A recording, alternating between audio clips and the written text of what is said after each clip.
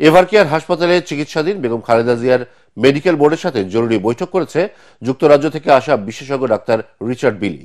এছাড়া চীন থেকে আরও একটি বিশেষজ্ঞ চিকিৎসক দল যোগ দিয়েছে খালেদা জিয়ার চিকিৎসায়। তবে বেগম জিয়ার স্বাস্থ্যের সবশেষ অবস্থা নিয়ে আনুষ্ঠানিকভাবে কোনো তথ্য দেয়নি চিকিৎসকরা। এদিকে খালেদা জিয়ার নিরাপত্তার দায়িত্বে নিয়োজিত আছে স্পেশাল সিকিউরিটি ফোর্স এসএসএফ এবং 2 প্লাটুন বিজিবি।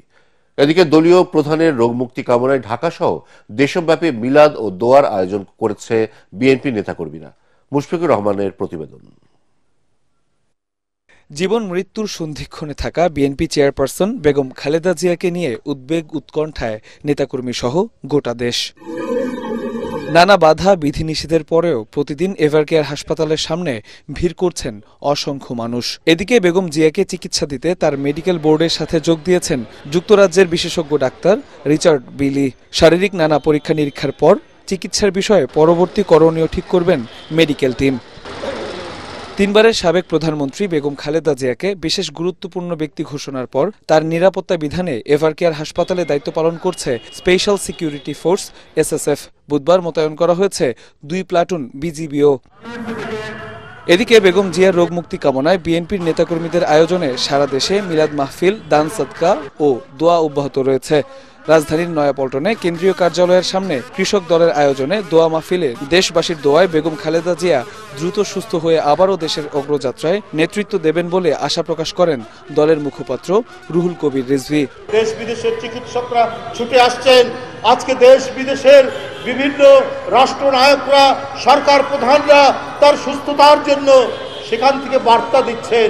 আজকে দেশের সর্বস্তরের মানুষ, সরকার প্রত্যেকে তার সুস্থতার জন্য দাবি করছেন।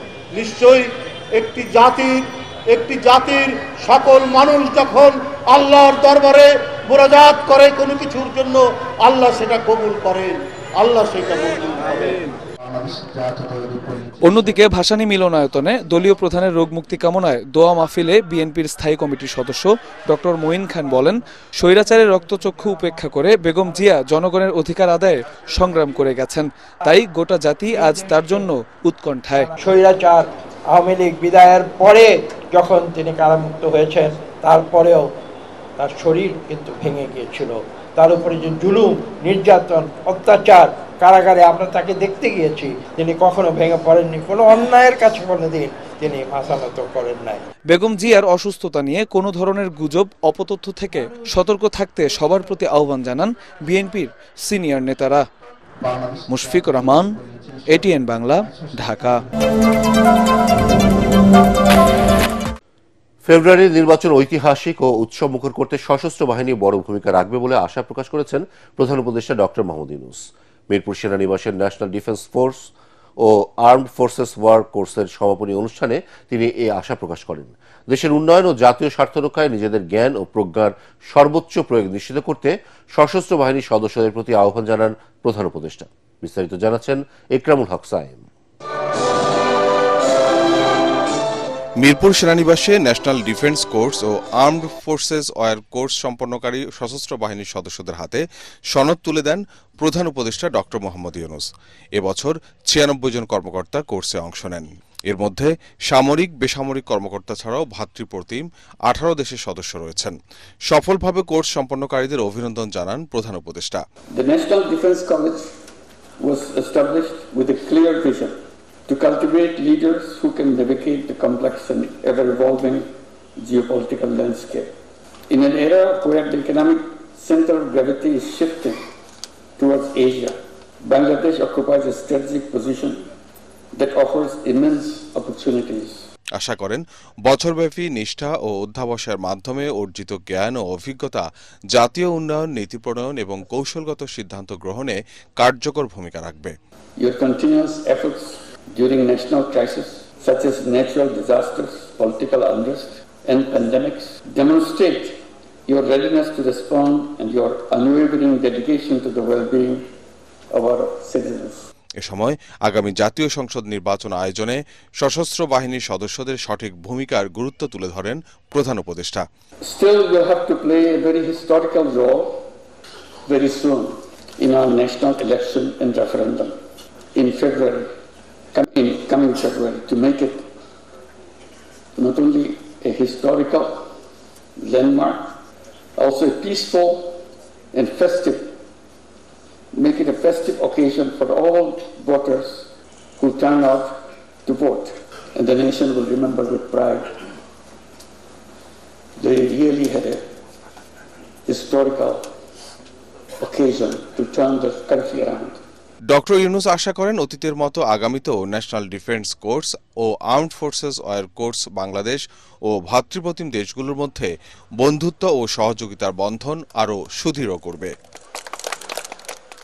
ইকরামুল হক সায়েম, এটিএন বাংলা, ঢাকা।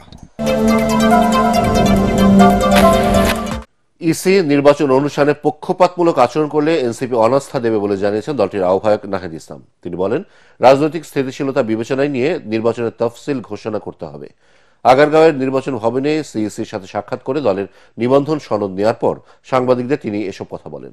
নির্বাচনকে সামনে রেখে সম্প্রতি দেশব্যাপী ডিসি-এসপি বদলিতে রাজনৈতিক প্রভাব থাকতে পারে বলেও মন্তব্য করেন তিনি। বিস্তারিত জানাচ্ছেন সৈয়দ রিয়াজ। গণভোট, তফসিল, নির্বাচনী প্রতীক এবং দলের নিবন্ধন সনদ গ্রহণের বিষয়ে প্রধান নির্বাচন কমিশনার এএমএম নাসির উদ্দিনের সাথে সাক্ষাৎ করেন জাতীয় নাগরিক পার্টি এনসিপির একটি প্রতিনিধি দল। সাক্ষাৎ শেষে দলটির আহ্বায়ক ও মুখ্য সমন্বয়ক সাংবাদিকদের সাথে কথা বলেন। আদালতকে ব্যবহার করে একটি দল কয়েকটি ছোট দলকে সাথে নিয়ে সরকারের সংস্কার কাজকে ব্যাহত করার ষড়যন্ত্রে মেতেছে বলে অভিযোগ করেন তারা। কোর্ট পাড়া গুন্ডাতন্ত্র চলছে এবং সেখানে কোর্টের গাড়ে বন্দুক রেখে নির্বাচন কমিশনকে একটি বাধ্য করার ষড়যন্ত্র চলছে, যে ছোট ছোট যে পার্টিগুলো রয়েছে সেগুলোকে পকেটস্থ করা, বহুদলীয় যে গণতন্ত্র রয়েছে সেটাকে হত্যা করার। আমরা বাংলাদেশে গণতন্ত্র প্রক্রিয়াকে এগিয়ে নিতে চাই, বহুদলীয় গণতন্ত্রে আমরা সুস্পষ্ট করতে চাই এবং শত শত ফুল আমরা ফুটতে দিতে চাই, আমরা একটি ফুলকে চাই না। প্রত্যেক দলের স্ব প্রতীকে নির্বাচন করার বিধানকে স্বাগত জানিয়ে এনসিপির আহ্বায়ক নাহিদ ইসলাম বলেন, নির্বাচনে কালো টাকার দৌরাত্ম্য নিয়ন্ত্রণের পাশাপাশি লেভেল প্লেয়িং ফিল্ড নিশ্চিত করা জরুরি। বিদ্যমান যে রাজনৈতিক পরিস্থিতি, সেই পরিস্থিতি বিবেচনায় রেখেই তারা যাতে তফসিলের ঘোষণাটি দেয়। যথাযথ পরিবেশে সুষ্ঠু একটা নির্বাচন যাতে হতে পারে সেটা আমাদের প্রত্যাশা থাকবে। সেক্ষেত্রে আমরা সর্বাত্মকভাবে সহযোগিতা করব। তবে যদি নির্বাচন কমিশনের আমরা দেখি যে তারা পক্ষপাতিত্বমূলক আচরণ করতেছে, আমরা বিভিন্ন সময় দেখেছি, এর আগে আমরা বলেছি সুস্পষ্টভাবে, এটা যদি তারা ভবিষ্যতে করে সেক্ষেত্রে নির্বাচন কমিশনের প্রতি আমরা সম্পূর্ণ অনাস্থা দিতে বাধ্য হব এবং তাদের বিরুদ্ধে কিন্তু আমাদের তখন কঠোর ব্যবস্থা নিতে হবে। এদিকে ত্রয়োদশ জাতীয় সংসদ নির্বাচন উপলক্ষে সাংবাদিকদের এক প্রশিক্ষণ কর্মশালায় নির্বাচন কমিশনার অবসরপ্রাপ্ত ব্রিগেডিয়ার জেনারেল আবুল ফজল মোহাম্মদ সানাউল্লাহ বলেন, দেশ কোন দিকে যাচ্ছে তা নির্ভর করছে আগামী নির্বাচনের উপর। আগামীতে আমরা কি ধরনের দেশ দেখতে চাই, আমাদের গণতান্ত্রিক পথযাত্রা কেমন হবে, তার একটা tone setting, course setting event হতে যাচ্ছে ফেব্রুয়ারি 2026-এর নির্বাচন। এ সময় তিনি আরো বলেন, দেশ ও জনগণের স্বার্থে আগামীতে একটি ভালো নির্বাচনের কোনো বিকল্প নেই। সৈয়দ রিয়াজ, এটিএন বাংলা, ঢাকা।